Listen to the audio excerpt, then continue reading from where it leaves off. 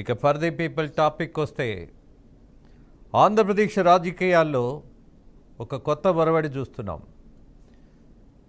ప్రత్యేకించి ఇవాళ విపక్షంగా మారిపోయిన వైఎస్ఆర్సీపీ పార్టీ నాయకులు మాట్లాడుతున్నటువంటి అనేక అంశాలు ఉన్నాయి. ప్రధానంగా ఇవాళ ప్రతిపక్ష హోదా గురించి జగన్మోహన్ రెడ్డి స్పీకర్కు రాసినటువంటి లెటర్ మీద, అభ్యర్థన మీద మరి ఆయన అభ్యర్థించకూడదా, ఆశించకూడదా, తప్ప రూల్స్కు వ్యతిరేకమా? ఎందుకని దీని మీద ఇంత చర్చ జరుగుతోంది? అవకాశం ఉంటే ఇవ్వాల్సిన పరిస్థితి ఉంటుంది. అసలు అవకాశమే లేనప్పుడు అడిగే పరిస్థితి విరుద్ధంగా కూడా ఉంటుంది. మరి ఈ రెండు కోణాలలో ఆలోచించినప్పుడు ఎప్పుడైనా అసెంబ్లీ కానీ పార్లమెంటు కానీ ఒకటి రూల్ ప్రకారం, మరొకటి సాంప్రదాయ పద్ధతిలో వ్యవహారం చేసేటటువంటి అనేకమైనటువంటి విషయాలు ఉంటాయి. బట్ ఫైనల్ డెసిషన్ స్పీకర్ది మాత్రమే. స్పీకర్ ఏదనుకుంటే అదే సుప్రీం అథారిటీ. మరి జగన్మోహన్ రెడ్డి గారికి ఇవాళ మనము ప్రతిపక్ష నాయకుడిగా అవకాశం, ఆ హోదా ఇవ్వాలా ఇవ్వక్కర్లేదా అన్నటువంటి అధికారికమైనటువంటి నిర్ణయం తీసుకోవాలా వద్దా అన్నది ఎవరు చేయాలి? రూల్ ప్రకారం చేయాలి. ఒకవేళ అలాంటి రూలు లేదు అని ఎవరైనా చర్చిస్తే, వాదిస్తే నిర్ణయం తీసుకోవాల్సింది ఎవరు? స్పీకర్. మరి ఇవాళ జగన్మోహన్ రెడ్డి వ్యవహారం మొత్తం గమనించిన తర్వాత ఆయన అసెంబ్లీలో ప్రమాణ స్వీకారం చేస్తూ ఎమ్మెల్యేగా 5 నిమిషాలు కూడా కూర్చోవలసిన పరిస్థితి లేదు అన్నట్టుగా, నాకెందుకు అన్నట్టుగా, నాకు అవసరం లేదు అన్నట్టుగా ఆయన కేవలం అలా ప్రమాణ స్వీకారం చేయడం, 5-6 నిమిషాల్లోనే వెళ్ళిపోవటం సభ నుంచి. మరి అది సాంప్రదాయమా? ఇదొక ప్రశ్న. అలాగే ఎక్కడైనా సీఎం ప్రమాణ స్వీకారం అయిపోయిన తర్వాత ప్రతిపక్ష నాయకుడి హోదాలో ఉన్నటువంటి ఏ పార్టీ నాయకుడినైనా ప్రమాణ స్వీకారానికి పిలిచే ఆచారము, పద్ధతి ఉంది. బట్ మరి ఎందుకని పిలవలేదు జగన్మోహన్ రెడ్డిని అని వైఎస్ఆర్సీపీ పార్టీ నాయకులు ప్రశ్నిస్తున్నారు. బట్ 10% మీకు కనీసం సీట్లు వస్తే, అంటే 175 సీట్లలో 10% ఏ పార్టీకి వచ్చినా వాళ్ళకి ప్రతిపక్ష హోదా ఉంటుంది. వైఎస్ఆర్సీపీకి వచ్చిన సీట్లన్నీ 11. అందుకని ప్రతిపక్ష హోదాలో జగన్మోహన్ రెడ్డిని తీసుకొచ్చి ముఖ్యమంత్రి తర్వాత నువ్వే ప్రతిపక్ష హోదా నాయకుడివి అని చెప్పేటటువంటి పరిస్థితి లేదు అని స్పీకర్ తీసుకున్నటువంటి నిర్ణయం కావచ్చు, లేదా ఆ రోజు ఉన్నటువంటి ప్రోటెం స్పీకర్గా ఉన్నటువంటి ఎవరైతే ఉన్నారో ఆయన తీసుకునేటటువంటి నిర్ణయం. ఏదైనా రూల్స్ ప్రకారం సభ నడిచే పద్ధతి ఉంటుంది. ఆ రూల్ ప్రకారమే ఇవాళ పాలకపక్షం చెప్పినటువంటి పద్ధతి. ఆయన్ని మేము సాంప్రదాయ ప్రకారమే పిలిచాము, పద్ధతి ప్రకారమే పిలిచాము అని. బట్ వీటన్నిటికంటే ఇవాళ జగన్మోహన్ రెడ్డి ఆయనకు వచ్చిన సీట్లు, అలాగే ప్రజలు ఇచ్చిన తీర్పు గమనించిన తర్వాత మరి ఆయనకి ఆ హోదా దక్కుతుందా? దాని మీద చర్చ. ఈ చర్చలో మనతో పాటు టీడీపీ నాయకులు సాహెబ్ గారు ఉన్నారు, అలాగే సిపిఎం నాయకులు గఫూర్ గారు కూడా ఉన్నారు. విక్రమ్ గారు కూడా ఉన్నారు. విక్రమ్ గారు ప్రముఖ విశ్లేషకులు. విక్రమ్ గారు, గుడ్ ఈవినింగ్. మొదటగా మీతోనే ప్రారంభిస్తాను. విక్రమ్ గారు, సభా సాంప్రదాయాలను అనుసరించి ఎవరైనా ప్రవర్తించే కొన్ని డిమాండ్స్ ముందు పెడితే బాగుంటుంది. బట్ సాంప్రదాయాల మీద గౌరవమే లేదు, నిర్లక్ష్యమైనటువంటి వైఖరితో ఉన్నటువంటి నాయకుడిగా, మొదటి రోజే ముద్ర వేసుకున్నటువంటి విపక్ష నాయకుడిగా జగన్మోహన్ రెడ్డి ప్రవర్తన తీరు చూసిన తర్వాత ఇవాళ ఈయన నాకు ప్రతిపక్ష హోదా ఇవ్వాలి అని అభ్యర్థించటం, how far it is reasonable అని పాలకపక్షం ప్రశ్నిస్తోంది. విక్రమ్ గారు, ముందుగా పెద్దలు గఫూర్ గారికి, మిత్రులు సాహెబ్ గారికి, మీకు ప్రేక్షకులకి గుడ్ ఈవినింగ్ అండి. Very good. ఎస్, ఇప్పుడు కొన్ని సభా సంప్రదాయాలు ఉంటాయి. ఎందుకంటే ఎమ్మెల్యేగా పనిచేసిన గఫూర్ గారు 2 దఫాలు అయినా పనిచేశారు. నేను కూడా దాదాపు 30 సంవత్సరాలకు పైగా ప్రొసీడింగ్స్ ఉదయం నుంచి సభ ఎడ్జర్న్ అయినంత వరకు కూడా నేను ఉండేవాడిని. నాకు కూడా చాలా వరకు అవగాహన ఉంది. అసలు first of all Jaganmohan Reddy గారు చేసిన పొరపాటు ఏంటంటే, మరి కొంతమంది అది లేవనెత్తారో లేదో నాకు తెలియదు, ఎందుకంటే నిన్న ఈవినింగ్ నుంచి దీని మీద చర్చలు జరుగుతున్నాయి. ఫస్ట్ ఆఫ్ ఆల్ అంటే ఎలక్షన్స్ అయిపోయిన వెంటనే వాళ్ళు తమ నాయకుడిని ఎంపిక చేసుకుంటారు. అంటే ఇప్పుడు తెలుగుదేశం ఉంది, తెలుగుదేశంలో లెజిస్లేచర్ పార్టీ మీటింగ్ జరిగింది. తమ నాయకుడిగా చంద్రబాబు నాయుడు గారిని ఎన్నుకున్నారు. తర్వాత జనసేన పవన్ కళ్యాణ్ గారిని, అదేవిధంగా బీజేపీ నుంచి ఆ, వారిని కూడా ఎన్నుకున్నారు. అట్లాగా మూడు పార్టీలు కలిపి మళ్ళీ గవర్నర్ గారి దగ్గరికి పంపించారు. ఎన్డీఏ కూటమిగా నాయకుడిగా చంద్రబాబు నాయుడు గారిని ఎన్నుకున్నామని చెప్పేసి లేఖ ఇచ్చిన మీదట గవర్నర్ గారు ప్రభుత్వాన్ని ఏర్పాటు చేయమన్నారు. అదే సమయంలో ప్రతిపక్షాలు ఏం చేస్తాయంటే ప్రోటెం స్పీకర్కి ఒక లేఖ పంపిస్తాయండి. అంటే మా నాయకుడిగా జగన్మోహన్ రెడ్డి గారిని మేము ఎన్నుకున్నాము అని వాళ్ళు తెలియపరచాలి హౌస్కి. ఇప్పుడు నిన్న చూసినట్లయితే కాంగ్రెస్ పార్టీ జాతీయ స్థాయిలో రాహుల్ గాంధీ గారిని తమ నాయకుడిగా ఎన్నుకొని ఆ లెటర్ ఒకటి ప్రోటెం స్పీకర్కి పంపించారు. అది ఒక పద్ధతి, ఒక ఆనవాయితీ. ఇక్కడ వీళ్ళు ఏం చేశారంటే అసలు వాళ్ళ ఎల్పీ మీటింగ్ జరగలేదు, లెజిస్లేచర్ పార్టీ మీటింగ్ ఎక్కడ జరగలేదు.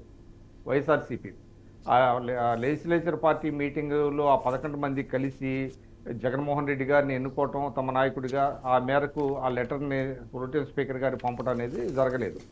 అంటే ఆయన ఏమనుకుంటున్నాడు, ఇటువంటి నిబంధనలు ఏమీ మనకు అవసరం లేదనుకున్నారో మరి ఏంటో నాకైతే తెలియదు. సరే, అయినప్పటికీ కూడా ఆయన మాజీ ముఖ్యమంత్రి, ఒక పెద్ద పార్టీకి అధ్యక్షుడు అనుకొని ఆయన్ని మంత్రుల తర్వాత పిలిచి ఓత్ టేకింగ్ కోసం పిలిచారు.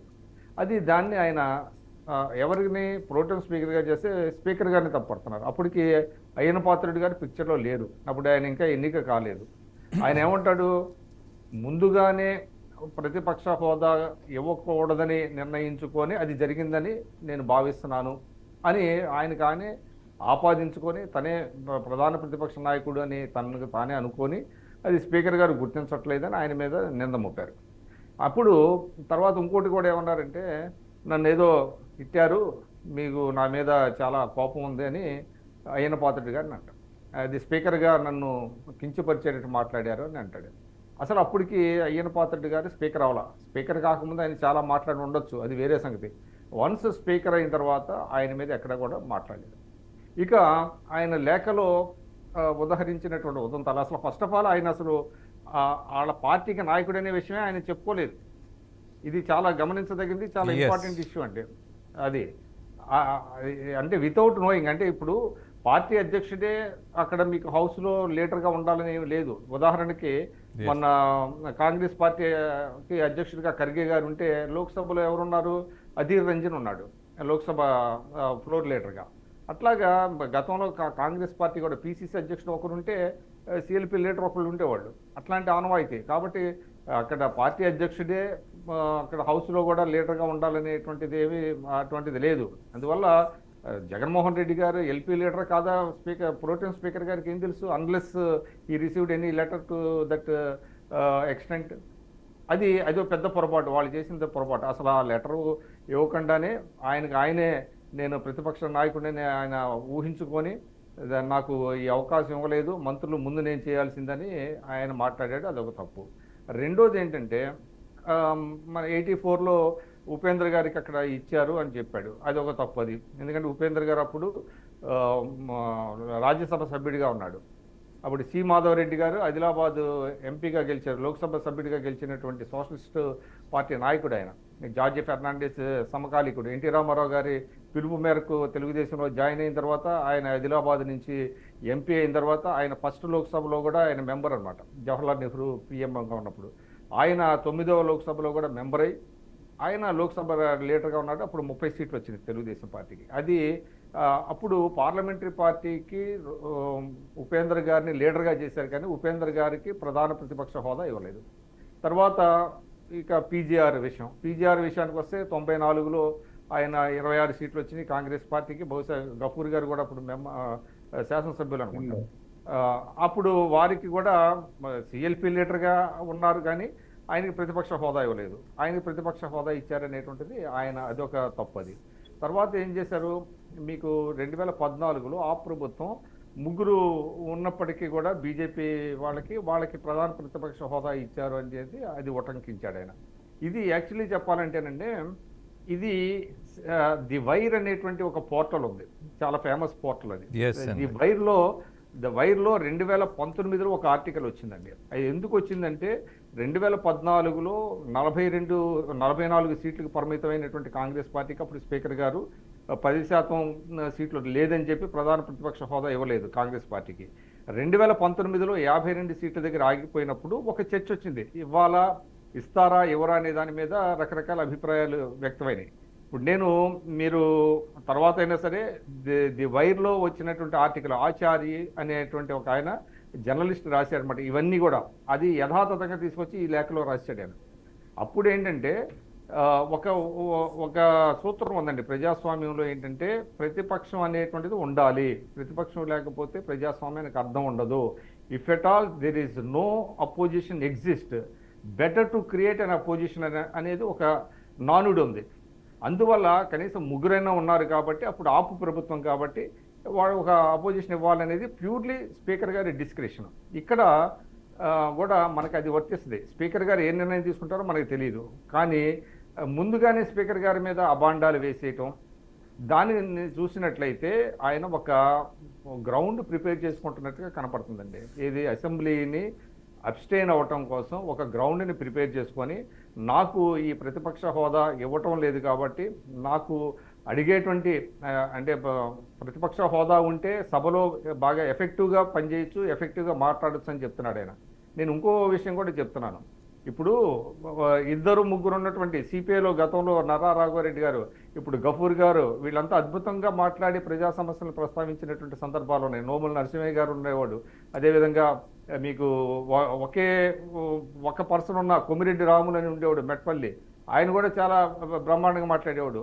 మైసూరారెడ్డి కూడా చాలా పట్టున్నటువంటి, అంటే సభా సాంప్రదాయాల మీద, కౌలంటి షగ్దర్ రూల్స్ రెగ్యులేషన్స్ మీద చాలా పట్టున్నాడు. ఆయన అసలు వచ్చాడనంటే సభలో మంత్రులు కూడా భయపడేవాడు, ఏం బాంబు విసురుతాడు, ఏమి తీసుకొస్తాడని. అశోక్ గజపతిరాజు గారు విపక్షంలో ఉన్నప్పుడు కూడా ఆయన కూడా సభా సాంప్రదాయాల మీద చాలా పట్టుంది, ఆయన కూడా చాలా అద్భుతంగా మాట్లాడేవాడు. అదేవిధంగా సిహెచ్ రాజేశ్వర, ఇట్లా చెప్పుకుంటూ పోతే చాలామంది ఉన్నారండి. అంటే ఎక్కడ కూర్చున్నారు, ఏ ప్లేస్లో కూర్చున్నారు, హోదా ఉందా లేదని. అంతెందుకు, మీకు ఎంఐఎం తీసుకుందాం. ఎంఐఎంలో 7 ఉంటారు, అందులో 6 పెద్దగా మాట్లాడరు, ఒకటి అక్బరుద్దీన్ మాట్లాడతాడు. అక్బరుద్దీన్ సరే మైనారిటీ ఇష్యూస్ కావచ్చు, ఓల్డ్ సిటీ ఇష్యూస్ కావచ్చు, అద్భుతంగా మాట్లాడతాడు, అద్భుతంగా ఆయా అంశాలని ప్రజల్లోకి తీసుకెళ్తాడు, ప్రభుత్వాన్ని ఇరకాటంలో పెడతాడు. అంటే ఇక్కడ పాయింట్ ఏంటంటే ఆయనకు హోదా ఉందా లేదా, హోదా ఇస్తారా లేదా అనేది పక్కన పెడితే, ముందు హోదా కోసం కాదు, నువ్వు ఏ రకమైనటువంటి రోల్ ప్లే చేయదలుచుకున్నావు అనేది చాలా ఇంపార్టెంట్ తప్ప హోదా ఉంటేనే నేను మాట్లాడగలను చెప్పడం కరెక్ట్ కాదు. ఏదేమైనప్పటికీ ఆయన ఈ లేఖ రాయటం ద్వారా ఆయన ఉన్న ఇగ్నోరెన్స్, యారగెన్స్ రెండూ బయట పెట్టుకున్నాడు అనేది నా పర్సనల్ ఒపీనియన్. ఎస్, నిజానికి మీరు మొదట్లో చెప్పారు 30 సంవత్సరాలు సుదీర్ఘంగా నేను గమనించాను అసెంబ్లీ సమావేశాలు అని. అది చాలా స్పష్టంగా కనపడింది మీ విశ్లేషణలో విక్రమ్ గారు. ప్రధానమైనటువంటి కార్యక్రమం ఏది, పార్టీ ఎమ్మెల్యేలు అందరితో కలిసి కూర్చొని ఈయన ప్రతిపక్ష నాయకుడనో లేకపోతే పాలకపక్ష నాయకుడనో ఒక సమావేశంలో ఒక తీర్మానం చేయాలి. ఆ తీర్మానం చేయకుండానే నేనే అని డిక్లేర్ చేసుకోవడం అనేది సభా సాంప్రదాయాలను పక్కన పెట్టేయడం. ఎక్సలెంట్, మీరు చెప్పింది చాలా వాల్యుబుల్ పాయింట్ విక్రమ్ గారు. ఎస్ గఫూర్ గారు, మీకు పెద్దగా ఆశ్చర్యం అనిపించదు ఈ ఉత్తరం చూసినా, ఈ ప్రయత్నం చేసినా? జగన్మోహన్ రెడ్డి గారి వైఖరి మీద మీకు చాలా స్పష్టమైనటువంటి అవగాహన ఉంది కాబట్టి. బట్ ఇవాళ ఉన్నటువంటి స్పీకర్ మీదో సభా సాంప్రదాయాల మీదో బురద జల్లే అవకాశం ఉంటుందంటారా? ఈయన లెటర్ పెట్టి విక్రమ్ గారు అన్నట్టుగా ఈ ప్రయత్నం చేసి నాకు ఉన్న అవకాశం కూడా నిర్లక్ష్యం కాబడింది అని ఒక వక్రీకరణ చేసే ప్రమాదానికి ఈ ప్రయత్నం చేశారా? రాజేంద్ర గారు, నాకు నిన్నటి నుంచి నాకు అర్థం కాని ఏమంటే, నన్ను ప్రతిపక్ష నాయకుడు గుర్తించండి అంటున్నాడు. ఆయన అధికార పక్షం అని ఎవరన్నారు? ఆయన ప్రతిపక్ష నాయకుడుగానే అనుకుంటున్నారు కదా. ఇప్పుడు మొన్న ఎన్నికల్లో ఆయన ప్రధానమైనటువంటి పోటీదారుడు, ఎన్నికలు జరిగినాయి. ఈ ఎన్నికల్లో మళ్ళీ ఆయన నన్ను ప్రధాన ప్రతిపక్ష నాయకుడు గుర్తించండి అనేది ఏమిటి, హోదా కోసమా లేకుంటే ఏమిటి కోసం అనేటువంటిది నాకేం అర్థం కావడం లేదు. ఇప్పుడు రెండవది ఏమంటే, రాజేంద్ర గారు ప్రధాన ప్రతిపక్ష పార్టీగా వేరే ప్రతిపక్ష పార్టీలు లేవు. ఇప్పుడు ప్రధాన ప్రతిపక్షము ఏదైనా వాళ్ళదే పార్టీ అన్నప్పుడు మళ్ళీ ఇంకో ప్రధాన ప్రతిపక్షంగా నన్ను గుర్తించండి అనేది అర్ధరహితము. ఆ తర్వాత మేము జనరల్గా అంటే నా అనుభవంలో ఇప్పుడు విక్రమ్ గారు చెప్పారు, నా అనుభవంలో ఏమిటి, ఇప్పుడు పీజీఆర్ ఉన్నాడు. పీజీఆర్ ఉన్నప్పుడు ఆయనకు ప్రతిపక్ష హోదా అంటే నాయకుడిగా ఆయనకేం హోదా ఇవ్వలేదండి. ఆయనకు లీడర్ ఆఫ్ లెజిస్లేచర్ పార్టీగా ఆయన ఎన్ని సమస్యలు లేవనెత్తేవాడు, ఎంత తగాద పడేవాడు, ప్రభుత్వాన్ని ఎక్కడికక్కడ స్తంభింపజేసేటువంటి పద్ధతిలో ఆయన బిహేవియర్ ఉండింది. అంటే ఆయన ఆ రకంగా ఆయన అధ్యయనం వల్ల కావచ్చు, సమస్యలు అట్లున్నాయి కాబట్టి సమస్యల వల్ల కావచ్చు, లేకపోతే ప్రభుత్వం యొక్క బలహీనతలను దృష్టిలో పెట్టుకొని కానీ ఆయన మాట్లాడేవాడు. ఇప్పుడు జగన్మోహన్ రెడ్డి ప్రతిపక్ష పాత్ర నిర్వహించొద్దు అని ఎవరైనా చెప్పారా? ఇప్పుడు రెండవది ఏమంటే నన్ను వెనుక సీటు కూర్చోబెట్టినారు అని. అదే ఫస్ట్ అసెంబ్లీ ఏర్పడింది, కొత్త అసెంబ్లీ ఏర్పడింది. ఇప్పుడు స్పీకర్ వచ్చిన తర్వాత ప్రతిపక్షాలు దాన్ని బట్టి వాళ్ళు ఈ వైపు సీట్లు కేటాయిస్తారు. ముఖ్యమంత్రి గారు ఒకవైపు ఉంటే ఆపోజిషన్ ఎవరైతే ఉంటారో వాళ్ళు ఎదురు సైడ్ ఉంటారు. ఆయనకు రైట్ ఉంది ఎంతవరకు అంటే ఆయనకు మొదటి సీటు ఇచ్చి ఆ వెనకాల వరుసగా వాళ్ళ సభ్యుల్ని కూర్చోబెట్టి ఏదైనా ఇష్యూ మీద అపోజిషన్ లీడర్గా తను ట్రై చేయడానికి leader of the opposition group అది ఆ హక్కు ఉంది. అది అసెంబ్లీలో ఆయన అడగొచ్చు, స్పీకర్కు రాయొచ్చు. ఇక్కడ ఏంటంటే నన్ను ప్రధాన ప్రతిపక్ష నాయకుడిగా గుర్తించాలి అంటున్నాడంటే ఆయన క్యాబినెట్ హోదా ఇవ్వాలనేటువంటి కోరిక ఉందా? దాంట్లో అట్లేం క్యాబినెట్ హోదా ఇవ్వమని డైరెక్ట్ రాయలేదు. దీనికోసమే కనుక అయితే నన్ను ప్రతిపక్ష నాయకుడు గుర్తించానంటే అనుమానం ఏముందండి? ఆయన ప్రతిపక్ష నాయకుడే కదా. ఆయన తెలుగుదేశం నాయకుడు, జనసేన నాయకుడు, బీజేపీ నాయకుడు ఎవరు అనుకోరు కదా. ఆయన వైఎస్ఆర్సీపీ అపోజిషన్ లీడర్. ఈయన ఒకవేళ విక్రమ్ గారు చెప్పినట్లుగా లీడర్ ఆఫ్ ది గ్రూప్ ఆ లెటర్ ఇవ్వలేదు. లెటర్ తర్వాత ఇస్తారు, పెద్ద పాయింట్ కాదు. ఆయనే మీటింగ్ జరిగింది అని రాసి ఇచ్చేయచ్చు, ఎందుకంటే అది ఆయన మీద ఆధారపడిన పార్టీ. సమస్య ఏంటంటే ఒక లెటర్ రాసి నాకు గుర్తించండి అంటే నా క్యాబినెట్ హోదా సహా అన్ని, నా టీవీ, నా దర్పం, నా అధికారం ఇదంతా కూడా ఆ క్యాబినెట్ ర్యాంక్లో నాకు ఇవ్వాలి అనేది దేవరించడం అంటాను నేను. అది అడుక్కోవడం అంటాను నేను, భిక్షం అడుక్కోవడం. నీకు ప్రజలు ఏ స్థానం ఇచ్చారో ఆ స్థానానికి నీవు ప్రజల తరఫున మాట్లాడుతూ ప్రజల మెప్పు పొందితే 11 బదులు 110 రావచ్చు. కానీ నాకు హోదా ఇస్తే నేను మాట్లాడతా, నాకు గుర్తింపు ఇస్తేనే నేను లోపలికి వస్తా అనేటువంటి ఇది దేవరింపు, ఈ అడుక్కోవడం. అది ప్రతిపక్షంగా వ్యవహరించే వాళ్ళకి తగదండి. ప్రతిపక్షం అధికార పార్టీ నిలవేయాలి, అధికార పార్టీ బలహీనతలను ఎత్తి చూపాలా, పరిపాలనలో జరుగుతున్న లోపాలను ఎత్తి చూపాలా, ప్రజా సమస్యల మీద గలమెత్తాలా. ఆ రోల్ ఆయన ప్లే చేయాలా. ఆ రోలు పీజీఆర్ ప్లే చేసినాడు. ఆయనకేం హోదా లేదు, ఇంకోరు ఎవరన్నా హోదా లేదు. ఇప్పుడు బీజేపీ తరఫున కిషన్ రెడ్డి ఉండేవాడు, 2-3 ఉండేవాళ్ళు. కిషన్ రెడ్డి ఎన్ని పాయింట్స్ లేవనెత్తేవాడు, ఎంతసేపు మాట్లాడు. మేము సిపిఎం పార్టీగా మాకేం హోదా ఎప్పుడు లేదు, ప్రతిపక్ష హోదా, కానీ మేము ప్రభుత్వాన్ని నిలవేసే వాళ్ళం. అట్లాగే ఇప్పుడు విక్రమ్ గారు చెప్పారు, అక్బరుద్దీన్ ఓవైసీ లేదా అంతకుముందు అసదుద్దీన్ ఓవైసీ వాళ్ళు కూడా ఓల్డ్ సిటీ సమస్యల్ని లేవనెత్తేవాళ్ళు. కాబట్టి జగన్మోహన్ రెడ్డికి ప్రజలిచ్చిన బాధ్యత ఏంటంటే నీవు అపోజిషన్ లీడర్గా ఉండి నీవు ప్రజల తరఫున మాట్లాడమని ప్రజలు చెప్పారు. ఆ రకంగా ఆ రోల్ ప్లే చేయాలా.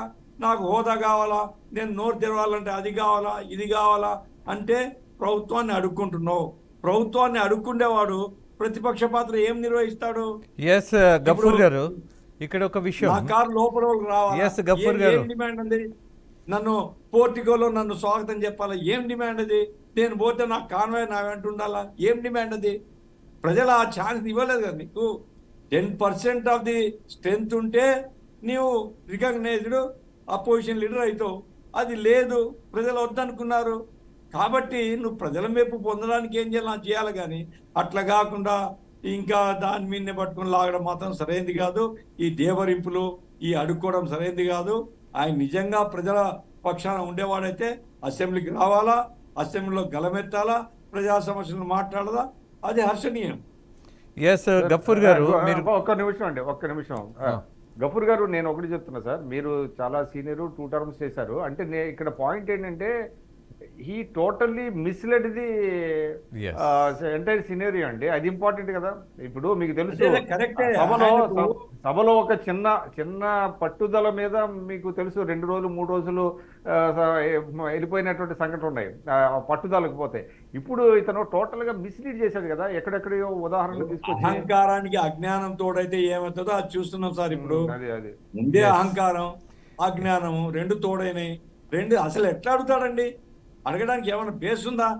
రాసేవానికైనా బుద్ధి ఉండాలి కదా. ఎస్ గఫూర్ గారు, మీరు ఇప్పుడు అహంకారం, పాయింట్కి వచ్చారు. అజ్ఞానం ఉన్నాయి అందులో. ఎస్ గఫూర్ గారు, ఒక విషయం గఫూర్ గారు, జగన్మోహన్ రెడ్డికి అడుక్కునే అలవాటు లేదు, అసలు ఆ పద్ధతే లేదు. డిమాండ్ చేయడమే, ఉన్నా లేకున్నా నాకు కావాలి అన్నది డిమాండ్ చేసే తత్వం అయింది. అలాగే ఇక్కడ నాకు అవకాశం ఉన్నది, నాకు అర్హత ఉన్నది, గతంలో వీళ్ళకి ఇచ్చినటువంటి దాఖలాలు ఉన్నాయి, బట్ నాకు మాత్రం కావాలని ఇవ్వలేదు అన్నటువంటి ఓ కుట్రలో భాగమేమో అని విక్రమ్ గారు చెప్తున్నారు. ఒక ప్రచారానికి వీళ్ళు వేదిక తయారు చేసుకుంటున్నారు అని. గఫూర్ గారు, వాళ్ళు ఇప్పుడు జగన్మోహన్ రెడ్డి ఏం వేదిక తయారు చేసుకున్నాడు సార్? గవర్నమెంట్ వైపు నుంచి క్లారిఫై చేయాలా, ఇది ఉపేంద్రది తప్పు, ఆ ఉదాహరణ కరెక్ట్ కాదు. అట్లాగే పీజీఆర్ మేము కళ్ళ ముందు చూసాం కదా, పీజీఆర్ ఎట్లా ఫైట్ చేసేవాడు సార్, మీకు అనుభవం ఉంటది మాకంటే కూడా. ఎట్లా ఫైట్ చేసేవాడు? ఆల్మట్టి మీద వణికిచ్చాడు. ఆయనకేం హోదా లేదే. కాబట్టి ప్రజల తరఫున మాట్లాడకి ఏం హోదా కావాలండి? పైగా ఎవరు ఊహించలా విక్రమ్ గారు, మీకు బాగా గుర్తుంటుంది, జనార్దన్ రెడ్డి గారు ఇంతగా అసెంబ్లీలో గొంతు విప్పి సబ్జెక్టు మీద ధారాళంగా మాట్లాడడం అనేది ఊహించలా ఎవరు. కానీ ఆయన క్రమంగా ప్రజల విషయాలను అసెంబ్లీలో ధైర్యంగా స్పష్టంగా చర్చిస్తున్నప్పుడు ఆయన గౌరవం పెరిగింది. We know that. Yes sir, స్వపక్షంలో కూడా విపక్షం లాగా ఉండేవాడు ఆయన. అవును, అది మరీ వాస్తవం. పెక్యులర్ లీడర్గా ఆయనకి అందుకే ఆ రోజు గౌరవం పెరిగింది. ఉన్నది ఉన్నట్టుగా మొహం మీద బద్దలు కొట్టినట్టుగా స్పష్టంగా ఒక సమస్యను అసెంబ్లీలో చర్చించబోయే ముందు విషయం మాత్రమే ఆయన తీసుకునేవాడు. కానీ ఆయనలో అంత విషయ పరిజ్ఞానం ఉంటుందని కొంతమంది ముందుగా ఊహించలా. సాహెబ్ గారు, పిన్నెల్లి రామకృష్ణారెడ్డి అరెస్ట్ ప్రారంభించారా?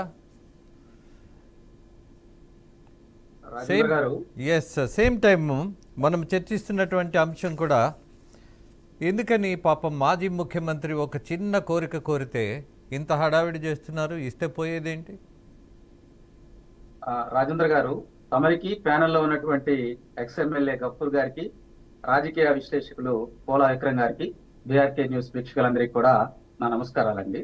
నమస్తే. మనం ప్రజాస్వామ్యంలో ఉండమండి. ప్రజల చేత ప్రజల కొరకు ఎన్నుకోబడేటువంటి నాయకులు ప్రజల యొక్క అభిష్టం మేరకు పరిపాలించాలి. మీరు చూడండి, ఈ 2014-19 కాలంలో ఆ రోజు ఉన్నటువంటి ప్రతిపక్ష హోదా కలిగినటువంటి జగన్మోహన్ రెడ్డి గారు అసెంబ్లీ నుంచి బయటకు వెళ్ళిపోయి నేను ప్రజల్లో తేల్చుకుంటానన్నారు. గుర్తుందా సార్? ఎస్, గుర్తుంది. ఎస్. కానీ ఇప్పుడు నాకు ప్రతిపక్ష హోదా కావాలి అంటున్నారు. అఫ్ కోర్స్ దీంట్లోకి వెళ్ళేటప్పుడు చెబుతారు. చంద్రబాబు నాయుడు గారు మొన్న ఈ ప్రమాణ స్వీకారం చేసే రోజు, అరే గత ముఖ్యమంత్రి ఎన్ననుకున్నా కానీ మనం గౌరవిద్దామని చెప్పి ఆయన వెహికల్ ని లోనకి సరాసరి రమ్మంటానికి ఆయన ఆదేశాలు జారీ చేశారు. ఇది మనకు తెలిసినటువంటి విషయం. అక్కడ చంద్రబాబు గారు ఇంకేముందులే నా గురించి ఎక్కువగా ఊహించుకున్నారు, నేను కూడా ఆయన ఏదో ఒక విధంగా ఇరుకుని పెట్టాలని చెప్పి ఈ రోజు ఆయన నాకు ప్రతిపక్ష హోదా కావాలని చెప్పి గవర్నర్ గారికి లేఖ రాయటం ముమ్మాటికి తప్పే. నేను ఎందుకంటానంటే, బీఆర్సీ మీటింగ్ కి ఇందాక చెప్పారు ఫ్లోర్ లీడర్లు ఎన్నుకునే క్రమంలో మా లీడరు ఇతనండి అని చెప్పి ఆ బీఆర్సీ మీటింగ్ కి వెళ్ళబోయేటప్పుడు ఖచ్చితంగా ఇవ్వాలి, ప్రోటెన్ స్పీకర్ కి అది అందచేయాలి. ఆయన స్పీకర్ ఎన్నుకునేటప్పుడు వీళ్ళకి ఆహ్వానం పంపిస్తారు.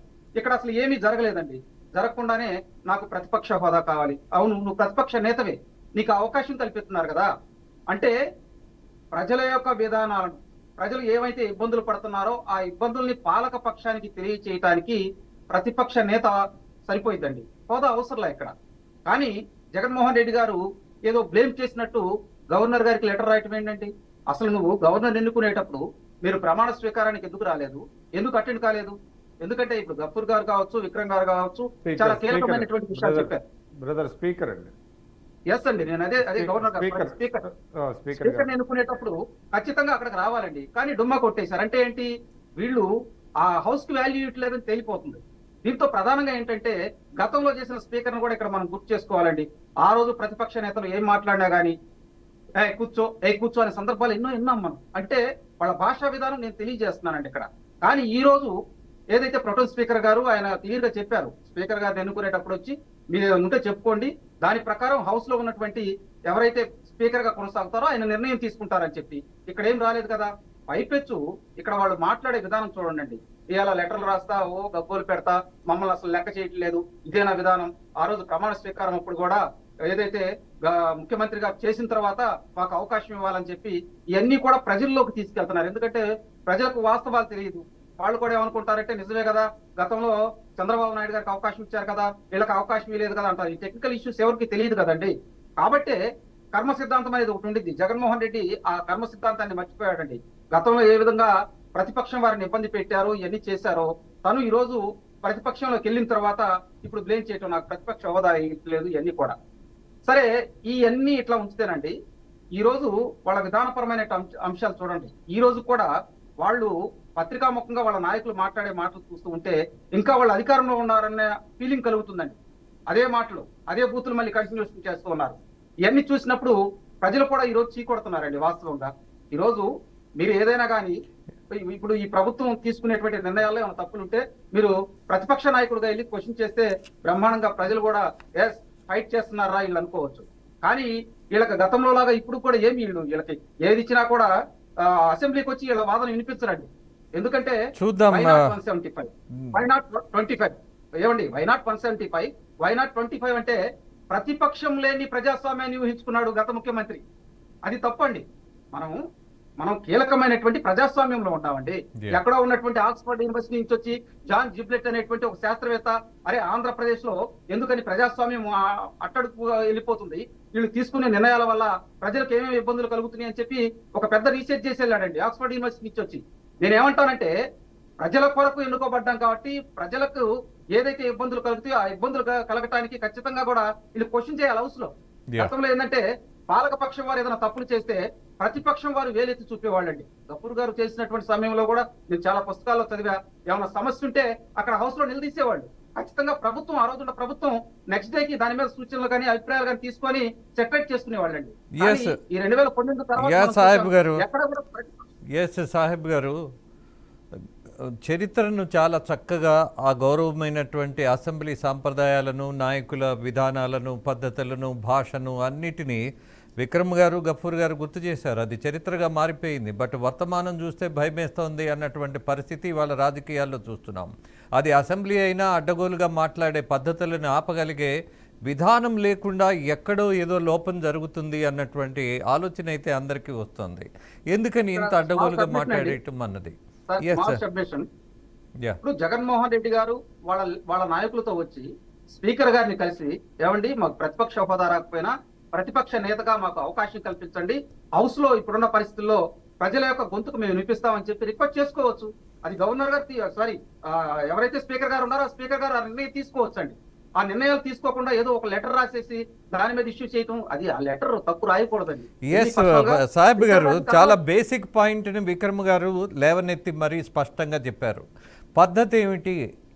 లెజిస్లేటివ్ లీడర్గా ఆ పార్టీకి సంబంధించిన వాళ్ళందరూ అభ్యర్థులు ఎవరైతే ఉన్నారో గెలిచి ముందుకొచ్చారో ఎమ్మెల్యేలుగా ఒక సమావేశం ఏర్పరచుకొని ఆ రిజల్యూషన్ని ఇవ్వాలా అసలు మొదటిగానే వాళ్ళు తప్పు చేశారు అన్నటువంటి విషయం చాలా స్పష్టంగా విక్రమ్ గారు చెప్పారు. విక్రమ్ గారు తాజా మంత్రి మాట్లాడారు. అదొక్కసారి మాజీ ముఖ్యమంత్రి మీద పయ్యావుల కేశవ్ గారు మాట్లాడింది మీకు చూపిస్తా. ఒక్కసారి పయ్యావుల కేశవ్ గారిది ఏం మాట్లాడారో చూద్దాం. జగన్మోహన్ రెడ్డి గారు పార్టీలు ప్రతిపక్ష హోదాలు ఇవ్వవండి. మీరు అధికారంలో ఉంటారా, ప్రతిపక్షంలో ఉంటారా, ప్రతిపక్ష హోదా కూడా లేకుండా ఇవ్వాలని తీర్పునిచ్చేటువంటిది ప్రజలు. ఈ రాష్ట్ర ప్రజానీకం మీకు ప్రతిపక్ష హోదా కూడా ఇవ్వకూడదు అని నిర్ణయం తీసుకుని తీర్పునిచ్చారు. దాన్ని మీరు యాక్సెప్ట్ చేయండి. ఎస్, బాధాకరమైనటువంటి అంశం. అందుకనే మేము ఎక్కడ కూడా మీరు శాసనసభలోకి వచ్చినా పోయినా కూడా మేమేం మాట్లాడలేదు, చాలా హుందాగా వ్యవహరించాం. గతంలో చంద్రబాబు నాయుడు గారు మొట్టమొదటిసారి మాట్లాడే ప్రయత్నం చేస్తే ఒకసారి శాసనసభ వీడియోలు తెప్పించుకుని చూడండి, మీరు ఎంత హెకిల్ చేసేటువంటి ప్రయత్నం చేశారు. జీతాలు బత్యాలు ఇచ్చేటువంటి పెన్షన్ ప్రకారం మీకు ప్రతిపక్ష నాయకుడి హోదా వస్తుంది అనేటువంటి సలహా ఏ పెద్ద మనిషి ఇచ్చాడో. దయచేసి నేను ఈ డెమోక్రసీలో ప్రతిపక్షం ఉండాలని కోరుకునేవాడిని కాబట్టి చెప్తున్నా, గతంలో అంతమంది సలహాదారులను పెట్టుకుని ఇక్కడ దాకా వచ్చారు. ఇప్పుడైనా మంచి సలహాదారుని పెట్టుకోండి. ఈ లేఖ రాసింది మీ సొంత ఆలోచన అయితే మీరు ఇంకొంచెం ప్రజా తీర్పుని ఆమోదించే స్థితికి రావాలి అని నేను కోరుకుంటున్నా. ఇది మీకు ఏ సలహాదారుడు ఇచ్చిందైతే మాత్రం మీ భవిష్యత్తు ఎట్లుండబోతుందో మాకు అర్థమైపోయింది. ఆ సలహాదారులతో ఇక్కడికి వచ్చారు, ఈ సలహాదారుడితో మీరు ఎక్కడికి పోతారనేటువంటిది మాకు అర్థమవుతోంది. ఇదేదో సాంప్రదాయంగా ఓతు చేస్తారని మీరు చెప్తున్నారు ప్రమాణ స్వీకారం. సారీ జగన్మోహన్ రెడ్డి గారు, మీరు ఎప్పుడు ఎక్సైజ్ బుక్స్ లేకపోతే ఇసుక అకౌంట్ బుక్స్ కాదు చూడాల్సింది. అప్పుడప్పుడు assembly rules book, parliamentary practices మీద కౌలన్ షక్దర్ బుక్ కూడా చూడండి, అర్థమైతే. ఇది సాంప్రదాయం కాదండి. 188 ఆఫ్ ది కాన్స్టిట్యూషన్ ఆర్టికల్ ప్రకారము మ్యాండేటరీ. ఇది సభ్యుడిగా ప్రమాణ స్వీకారం చేసిన తర్వాత మాత్రమే అతన్ని సభ్యుడిగా గుర్తించబడతాడు, అక్కడ కూర్చోవడానికి అర్హుడవుతాడు, అతనికి ఓటింగ్ సంబంధించినటువంటి అర్హతలు వస్తాయి. ఇది సాంప్రదాయం కాదు. మీ మొట్టమొదటి లేఖలో మొదటి లైన్లోనే మీ ఆలోచనలో తప్పు ఎట్లా ఉంది అనేటువంటిది అర్థమవుతోంది. ఫ్లోర్ లీడర్ అంటారు మిమ్మల్ని, పార్లమెంట్లో గ్రూప్ లీడర్ అంటారు, శాసనసభలో మనం ఫ్లోర్ లీడర్ అంటాం. మీరు ఆ గ్రూపుకి నాయకుడు మాత్రమే తప్ప ప్రతిపక్ష హోదా కలిగినటువంటి ప్రతిపక్ష నాయకుడు కాదు. ఎస్ విక్రమ్ గారు, మీ అభిప్రాయానికి చాలా దగ్గరగా స్పష్టంగా ఆయన కూడా అదే చెప్పారు. మొత్తానికి మరి పయ్యావుల కేశవ్ గారు చెప్పిన దాంతోపాటు కనీసం రూల్ బుక్ చూడమన్నారు. దాంతోపాటు రెడ్ బుక్ గురించి చాలామంది మాట్లాడుతున్నారు, అది కూడా చూడాల్సిన పరిస్థితి ఉంటుందా? అంటే ఇప్పుడు అసలు జగన్మోహన్ రెడ్డి గారి భయం అంతా ఏంటంటే, సభలో కూర్చుంటే ఇప్పుడు శ్వేతపత్రాలు రిలీజ్ చేస్తామని చెప్పారండి అధికార పార్టీ వాళ్ళు. అవును, ఈ శ్వేతపత్రాలు అంటే వాస్తవిక పత్రాలు. ఆ వాస్తవాలు బయటకు వస్తాయి. వాస్తవాలు బయటకు వస్తే అన్ని ఫింగర్స్ అన్నీ ఆయన వైపు చూపిస్తాయి సభలో ఉన్న వాళ్ళంతా. అప్పుడు ఆయన తప్పించుకోవడం కష్టం అవుతుంది, సమర్థించుకోవడం కష్టం అవుతుంది. అందువల్ల ఏదో ఒక రకంగా ఒక ప్రిటెక్స్ట్ ఒకటి క్రియేట్ చేసి దాని నుంచి సభ నుంచి బయటికి వెళ్ళిపోవాలనేది ఆయన ఆలోచనగా కనబడుతున్నట్టుగా ఉంది. ఎందుకంటే రేపు మామూలుగా జరగదు కదా అసెంబ్లీలో. ఇవన్నీ వచ్చే క్రమంలో మరి గత ప్రభుత్వం చేసినటువంటి లోటుపాట్లు, అదేవిధంగా అవినీతి కార్యక్రమాలు ఇవన్నీ బయటకు వస్తాయి. ఆ బయటకు వచ్చే క్రమంలో మరి ఇంతమందిని అధికార పార్టీ వాళ్ళని ఆయన ఫేస్ చేయడం అనేది చాలా కష్టం అవుతుంది. ఆయన అంతటా ఆయన డిఫెండ్ చేసుకోలేడు.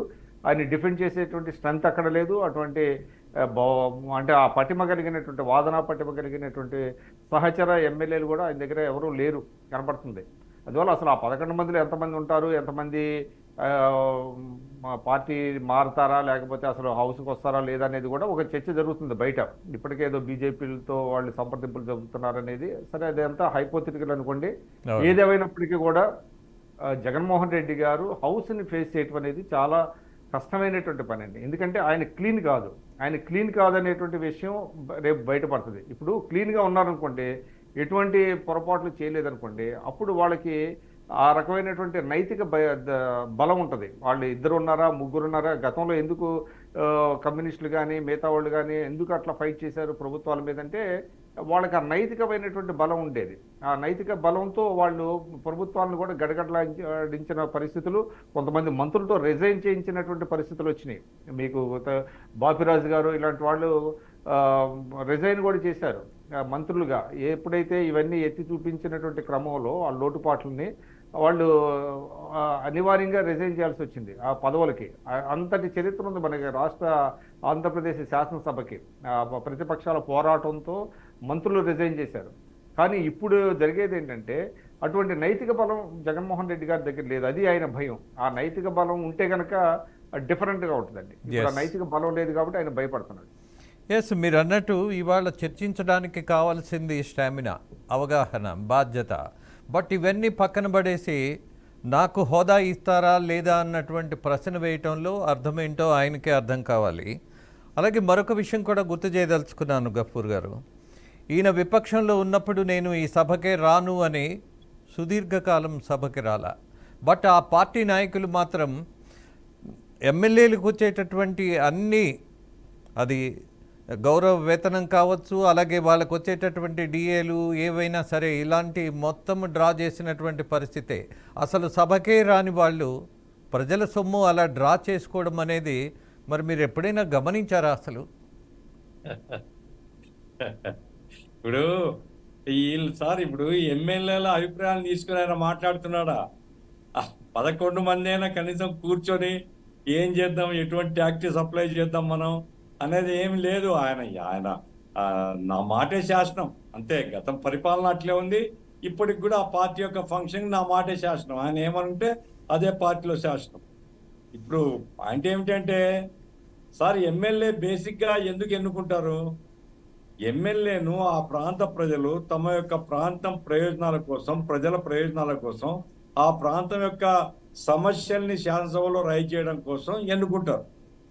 కేవలం అధికారం కోసం, మంత్రి కావడం కోసం, ముఖ్యమంత్రి కావడం కోసమే ఎన్నికలు జరగవు సార్.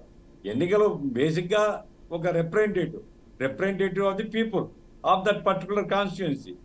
ఆ రకంగా అయినప్పుడు మేము శాసనసభకు పోము అంటే ప్రజలకు అన్యాయం చేయడం కదా.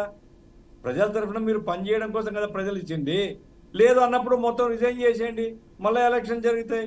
మళ్ళీ ఎలక్షన్స్లో కనీసం ఆ ప్రజలకు పనికి వచ్చేవాడని ఇంకోడు ఎన్నికవుతాడు. నిజమే గఫూర్ గారు, ప్రజలకు ఇచ్చినటువంటి వాగ్దానాన్ని మీరు శాసనసభకు పోకుండా, ప్రజా సమస్యలు లేవనెత్తకుండా మేము బయట ఉంటామనేటువంటిది అది సరైనది కాదు. కాబట్టి ఇక డబ్బులు తీసుకోవడము, జీతాలు తీసుకోవడము, ఇంక దాని మీద మరి చిల్లరగా ఉంటుంది. ఏమైనా మీరు శాసనసభ్యులుగా ఎన్నికైనారు, ప్రతిపక్ష హోదా ఏది క్యాబినెట్ ర్యాంకు మీకు రాదు, చట్టం దానికి అనుకూలంగా లేదు. అయినా మీరు ప్రతిపక్షమే. మిమ్మల్ని ఎవరు ప్రతిపక్షం కాదని చెప్పరు. మీరు వైఎస్ఆర్ కాంగ్రెస్ పార్టీ ప్రతిపక్షమే, మీరు తప్ప ఇంకో ప్రతిపక్షం కూడా లేదు అక్కడ. కాబట్టి ప్రభుత్వాన్ని నిలవేయాలంటే నిజంగా చిత్తశుద్ధి ఉంటే మీరు శాసనసభకు హాజరు కావాలా. జగన్మోహన్ రెడ్డి ఒక రోజు రావచ్చు, రాకపోవచ్చు, డిప్యూటీ లీడర్ ఏమన్నా పెట్టాలా. ఆ రకంగా అవమానం జరుగుతుందండి. మరి ఇన్నాళ్ళు మీరు అవమానం చేయలే ఇతరులని. మీ లోపాలు బయటికి రాకుండా మీరు తప్పించుకుంటారా?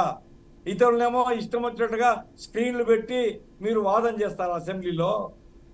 ఏమి పద్ధతిది? మీరు ఎప్పుడైతే ఇతరులు ఎత్తి చూపడమే కార్యక్రమం పెట్టుకున్నారో మరి మీరు చేసినటువంటి బలహీనతలు, పొరపాట్లు వస్తాయి. చర్చకు సిద్ధపడాలి, దానికి మాట్లాడడానికి. నైతిక బలం లేదు అంటే తల వంచుకొని మేము తప్పు చేసినామని ఒప్పుకోండి. మేము తప్పు చేసినామయ్యా, మా తప్పు మీరు చేయొద్దు అని చెప్పండి.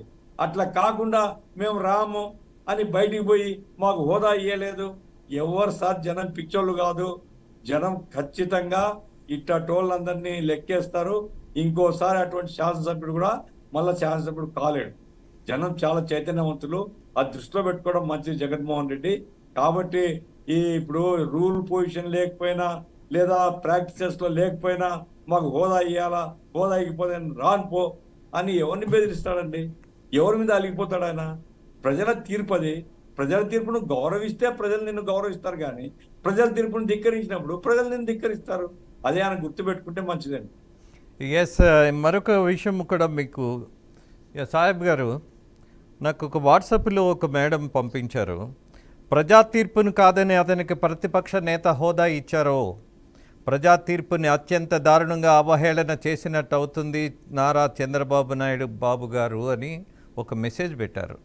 అలా చేస్తే ప్రజలతో పాటు కార్యకర్తల నమ్మకం కూడా, అభిమానం కూడా కోల్పోతారు బాబు గారు అని హెచ్చరిస్తున్నారు ఆమె. అతి మంచికి పోవద్దు బాబు గారు, కుక్కతోక వంకర సరిచేయలేము బాబు గారు అంటూ ఇలా అనేకమైనటువంటి విషయాలు మీ నాయకుడి దృష్టికి తీసుకొస్తున్నారు. ఎస్ గారు, నేను ఫస్ట్ హాఫ్ లో కూడా చెప్పింది అదే. చంద్రబాబు గారు అరే పోనీలే గత ముఖ్యమంత్రి అని చెప్పి కారు లోనకు పంపిస్తే ఇంత యాగి చేస్తున్నారు. నేను ఇంకో అంశం కూడా చెప్పాలండి.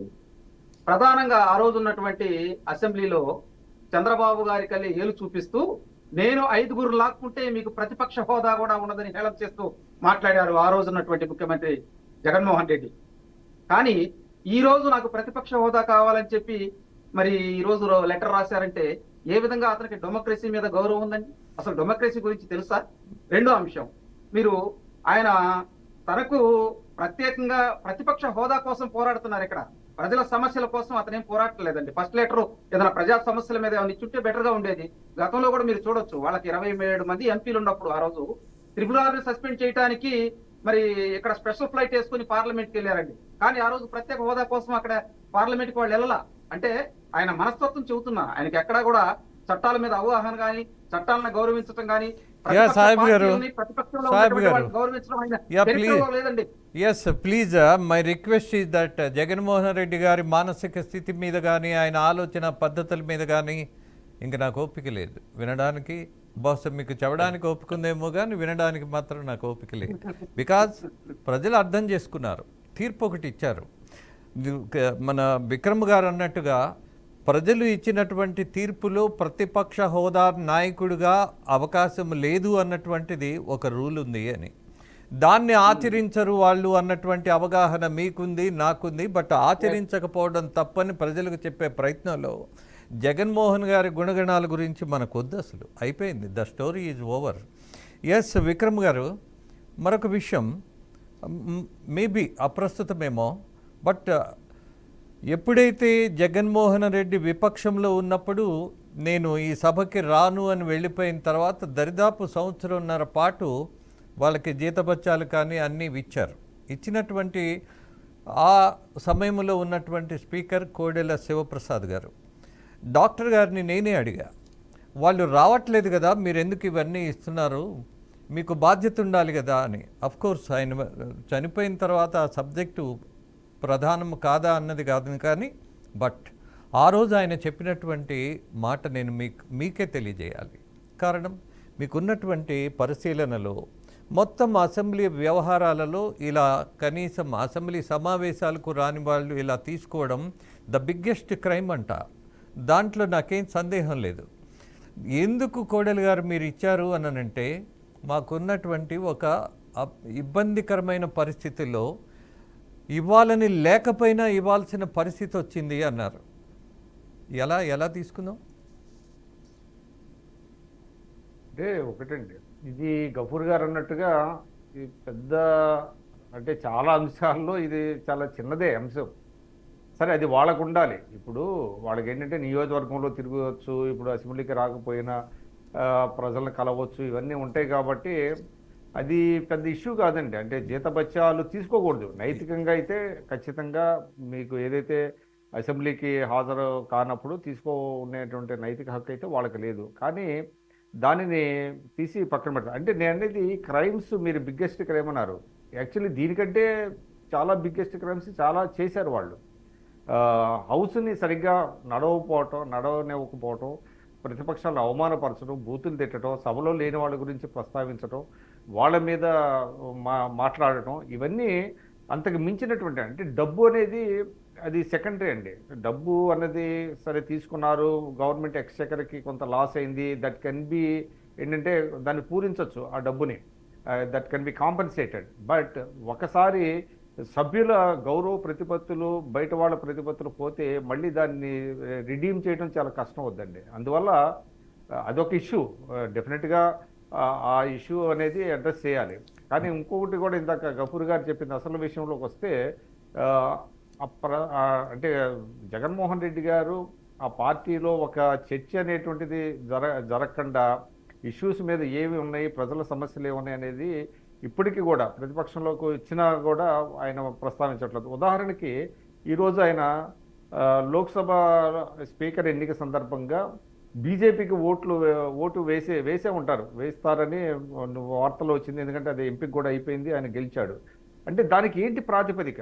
ఇక్కడ ఎన్డీఏతో ఫైట్ చేశాడు ఆయన, ఇండియా కూటమితో ఫైట్ చేశాడు, అంటే వాళ్ళకి సమాన దూరంలో ఉన్నాడు. మరి ఇప్పుడు లోక్సభ స్పీకర్ ఎన్నికకి బీజేపీకి ఎందుకు ఇస్తున్నాడు? దానికి ఏంటి ప్రాతిపదిక? అది ఏమన్నా చర్చించాడా? వాళ్ళ పార్టీ వాళ్ళు ఏమైనా చర్చించాడా? మనం వీళ్ళకి సపోర్ట్ చేద్దామనేది ఎందుకు తటస్థంగా ఉండలేకపోయాడు?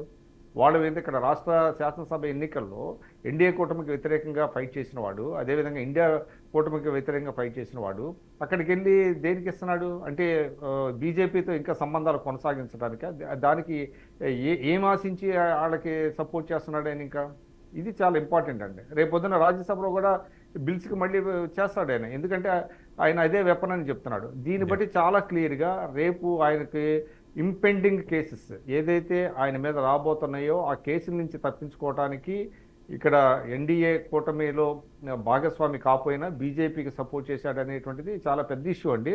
కనీసం దానికి సంబంధించి ఇక ఇదిగో బీజేపీ మేము సపోర్ట్ చేస్తున్నాం, ఈ ప్రాతిపదిక మీద చేస్తున్నాం అని ప్రజలకు చెప్పడు, అదేవిధంగా తన పార్టీలో కూడా చెప్పడు. ఈ వైఖరిని మనం ఖచ్చితంగా దీన్ని ఖండించాలి, గ్రహించాలి. ఒక రాజకీయ పార్టీగా తన స్టాండ్ ఏంటనేది బహిర్గతం చేయకపోవటం అనేటువంటిది ఒక లోపాయికారిగా ఒప్పందాలు కుదుర్చుకొని ఆ రకమైనటువంటి సపోర్ట్ చేయడాన్ని అది మనం ఎవరూ సహించలేమండి. అది ఇటువంటి ఇష్యూస్ని పెద్దగా మనం ఎక్కువగా తీసుకెళ్లాలండి ప్రజల్లో. సరే, జీతభత్యాల విషయం మీరు అన్నట్టుగా ఒక ఇష్యూ అయినప్పటికీ గఫూర్ గారితో నేను ఏకీభవిస్తాను. ఇది కొంచెం ట్రివియల్ ఇష్యూ కిందనే నేను భావిస్తాను. దీనికంటే పెద్ద ఇష్యూస్ ఉన్నాయండి. విక్రమ్ గారు, నేను వై ఐ మెన్షన్డ్, ఆ రోజు స్పీకర్గా ఉన్న ఆయన కుర్చీలు తీసుకెళ్ళిపోయారని ఆయనని మరణం దాకా వేధించారు. బట్ ఇవాళ మాజీ ముఖ్యమంత్రి తీసుకెళ్ళినటువంటి వాటిల్లో, ఖర్చు పెట్టినటువంటి వాటిల్లో, వృధా చేసినటువంటి వాటిల్లో, దాచేసుకున్నటువంటి అనేక విషయాల్లో కొంత లోతైన అధ్యయనం చేస్తే కోడెల గారి మీద వీళ్ళు కాలు దువ్వినటువంటి పద్ధతి, ఆయన మరణానికి కారణమైనటువంటి వీళ్ళ రాజకీయం, అందుకనే గుర్తు చేశారు. అదే కారణం. అది మీరు ఒక ప్రత్యేకమైన డిబేట్ పెట్టాలి రాజేంద్ర గారు. ఆ డిబేట్లో ఏం డిబేట్ అంటే, ఇవాళ దేశంలో అంటే కోటీశ్వరులు ఉన్నారు, సంపన్నులు ఉన్నారు, రాష్ట్ర స్థాయిలో ఉన్నారు, జాతీయ స్థాయిలో ఉన్నారు, వాళ్ళందరూ కూడా పెన్షన్లు తీసుకుంటున్నారండి. అవునండి. ఇప్పుడు గఫూర్ గారు లాంటి వాళ్ళు పెన్షన్ తీసుకున్నారంటే దాన్ని అర్థం చేసుకోవచ్చు. అది వాళ్ళ పార్టీకి ఇస్తారు, పార్టీ ద్వారా వాళ్ళకి వస్తుంది, అది దాన్ని మనం అర్థం చేసుకోవచ్చు. కానీ మీకు 100 కోట్లు ఉన్నటువంటి వాళ్ళు కూడా ఇవాళ పెన్షన్లు తీసుకుంటున్నారు. ఇది మాజీలుగా లోక్సభ, రాజ్యసభ మెంబర్స్ ఉన్నారు, ఇక్కడ అసెంబ్లీలో కూడా ఉన్నారు. ఇక దాన్ని ఆ చిట్టా విప్పితే మనకి అసలు పడిపోతాం అనమాట. అది ఒక సపరేట్ చర్చ తీసుకోండి, అది మంచిదా కాదా, అది విక్రమ్ గారు విలువైనటువంటి సలహా ఇచ్చారు. నాకు కూడా ఒక బాధ ఉంది. భారతదేశం 75 సంవత్సరాల తర్వాత కూడా it's a developing country, not a developed country. మరి ఇలాంటి డెవలప్మెంట్ జరగనటువంటి దేశంలో ఆఖరికి రాష్ట్రపతి దగ్గర నుంచి కూడా ఖర్చుల వ్యవహారం చూడాలని భావిస్తున్నా.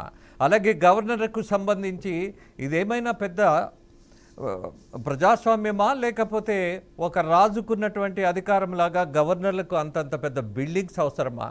ఇక్కడ అడుగు తినేటటువంటి బీదవాళ్ళు ఉన్నటువంటి ఈ దేశంలో ఎందుకు ఈ రిచ్నెస్ అంట? సపరేట్ డిస్కషన్ పెట్టండి ఈ రోజు. తప్పకుండా మనం ఏంటంటే ఇది దీనికి కన్ఫైన్ అవుదాం మనం. షూర్ తప్పకుండా. గఫూర్ గారు, am I right? నాకున్నటువంటి అభిప్రాయం కరెక్ట్ రాజేంద్ర గారు, మీరు విక్రమ్ గారు చెప్పినటువంటి విషయాలు ఇంపార్టెంటే. నేను చెప్పేది ఏమంటే దానికంటే ఇంకా ఇంపార్టెంట్ సార్, ఈరోజు ఎంపీలు, ఎమ్మెల్యేలు ఏదైతే రూల్ ప్రకారంగా ఖర్చు పెట్టాలనో అంత మాత్రమే ఖర్చు పెట్టే వాళ్ళు ఎవరైనా ఎన్నికైతున్నారా? ఎంతెంత ఖర్చు పెడుతున్నారు ఒక్కోరు? ఈరోజు ప్రజాస్వామ్యంపై ధనస్వామ్యం వచ్చేసింది. ఒక్కొక్క పార్టీ, ఇప్పుడు ఈ రెండు ప్రధాన పార్టీలు, సాహెబ్ గారు రిప్రజెంట్ చేసే పార్టీ కానీ, లేకపోతే జగన్మోహన్ రెడ్డి పార్టీ కానీ, ఎన్ని వేల కోట్ల రూపాయలు దీనికోసం మొబిలైజ్ చేసి ఖర్చు పెట్టినారు నాకు తెలుసు. నేను పేర్ల సార్ చెప్పమని చెప్తాను నేను. కాబట్టి దేశంలో ప్రజాస్వామ్యం బతకాలంటే డబ్బు యొక్క పాత్ర తగ్గాల ఒకటి. రెండవది ఏమంటే, ఎన్నికైనటువంటి ప్రభుత్వం ప్రజలను దృష్టిలో పెట్టుకొని పరిపాలన చేయాలి తప్ప కార్పొరేట్లకు ఊడిగం చేసేటువంటి పద్ధతిలో పోవడం కుదరదు, మంచిది కాదు. ఈ రకమైనటువంటి చర్చ జరగాలండి. అట్లాగే నేను ఈ జీతభత్యాలకు సంబంధించి కూడా రాజేంద్ర గారు నేను చెప్పేది ఏంటంటే, ఎమ్మెల్యేకు జీతభత్యాలు మామూలుగా ఇస్తారండి, అంటే జీతం కంటే భత్యం ఎక్కువ ఉంటుంది. అట్లాగే సభలు జరిగినప్పుడు ప్రతిరోజు భత్యం అని ఇస్తారు, అది సభకు హాజరు కాకపోతే రాదు. కాబట్టి ఈ సభను బాయ్కాట్ చేసినటువంటి వాళ్ళకి ఆ భత్యం మాత్రమే పోతుంది తప్ప జీతం రెగ్యులర్గా వస్తుంటుంది. అయితే అది ఇవ్వాలా లేదా? నేను చెప్పేది ఏమంటే, మీరు బాయ్కాట్ చేసే వాళ్ళు రాజీనామా చేసేయండి. రాజీనామా చేసి మీరు పోండి, కొత్తగా మళ్ళీ ఎమ్మెల్యే ఎలక్ట్ అవుతారు, మీరు ప్రజలకు పోండి కావాల్సింటే, మళ్ళా గెలిచిరండి కావాల్సింటే. అంతే తప్ప మీరు గెలిచి మేము దీన్ని బాయ్కాట్ చేస్తామని చేయడం మాత్రం సరైనది కాదు. ఇది ఏమైనప్పటికీ ఈ రోజు దురదృష్టం ఏంటంటే, ప్రతిపక్షం లేని శాసనసభగా మారబోతుంది. ఇది ప్రజాస్వామ్యానికి మంచిది కాదు. జగన్మోహన్ రెడ్డి యొక్క అహంకారం, లేదా అజ్ఞానం, దీనివల్ల మళ్ళీ ఇప్పుడు వన్ సైడ్ జై హో, అది మంచిది కాదు ప్రజాస్వామ్యానికి. చూద్దాం. మీరు, తప్పకుండా నేను, విక్రమ్ చర్చించబడాలి. గారు అందరూ ఉన్నాము. మీడియా బాధ్యత కూడా ప్రతిపక్షంగా వ్యవహరించడమే, భజన చేయడం కాదు. అలాగే ప్రజలకు సంబంధించిన సమస్యలు చర్చించేటప్పుడు గఫూర్ గారు, మిమ్మల్ని చూస్తే రాజకీయం మీద గౌరవం పెరుగుతుంది. విక్రమ్ గారు ఈ విశ్లేషణ చూస్తున్నప్పుడు జర్నలిజం మీద, అలాగే విశ్లేషకుల మీద కూడా కొంత గౌరవం మరింత పెరుగుతుంది. యువ రాజకీయ నాయకులు కొద్దిగా సబ్జెక్టు ప్రిపేర్ అయ్యి, మన సాహెబ్ లాంటి వాళ్ళు కూడా కొంత పార్టీ స్టాండ్ అప్పుడప్పుడు వదిలేయాల్సిన పరిస్థితి ఉంటుంది. యంగ్ లీడర్గా మీరు కూడా అది అర్థం చేసుకోవాలి. ఎనీహౌ, మీరు అన్నట్టుగా ఖచ్చితంగా విక్రమ్ గారు ఈ జీతభత్యాల మీదే కాదు, ముఖ్యంగా ఈ దేశంలో ప్రజల సొమ్మును అడ్డగోలుగా అనుభవిస్తున్నటువంటి రాజకీయ నాయకుల ఖర్చులు మొత్తం బయటకు తీసి వాటిల్ని ఆపే ప్రయత్నం చేసేటటువంటి మీ ఆలోచన మాత్రం ఖచ్చితంగా నేను ఆచరించాలని భావిస్తున్నా. మీ ముగ్గురికి ధన్యవాదాలు తెలియజేస్తున్నా. ఇలాంటి కార్యక్రమాల్లో మనం బాధ్యతగా మాట్లాడడమే కాదు, చేసే కార్యక్రమం కూడా ఉంటుందని నమ్మకంగా చెప్పగలుగుతున్నా. ఇది ఫర్ ద పీపుల్. నమస్తే, మీ రాజేంద్ర.